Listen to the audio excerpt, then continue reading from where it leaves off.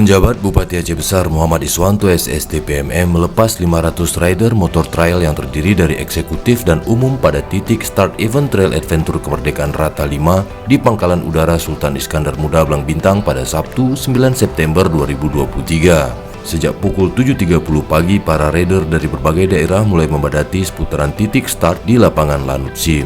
Muhammad Iswanto bersama Forkopimda Aceh Besar serta rider senior Kombes Misbahul, salah seorang PJU Polda Aceh, juga ikut langsung terjun sebagai peserta di event itu.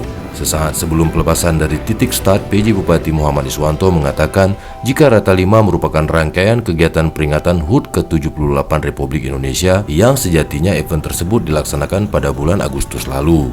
Namun karena berbagai hal dan kondisi, akhirnya event Trail Kemerdekaan diundur dan baru terlaksana pada hari ini. Pemilik nomor start 12 itu juga menyampaikan jika Trail Adventure memperingati Hari Kemerdekaan ini merupakan sebuah wadah mempererat persatuan sesama rider sekaligus menyalurkan hobi bagi pecinta olahraga ekstrim.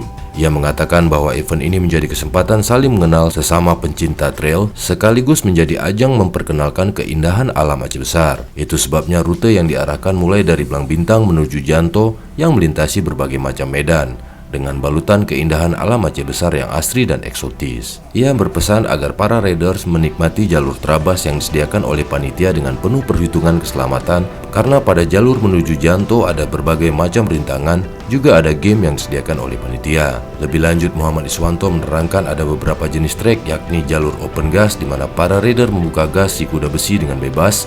Juga ada jalur enduro di mana jalur ini ada tanjakan, sungai dan berbagai rintangan, sehingga ia berpesan pada rider untuk tetap hati-hati dan mengutamakan keselamatan. Senada dengan PJ Bupati Aceh Besar, Ketua Panitia Abdullah Esos menuturkan nantinya para rider juga akan diberikan game di mana peserta yang berhasil akan mendapatkan hadiah yang disediakan oleh panitia.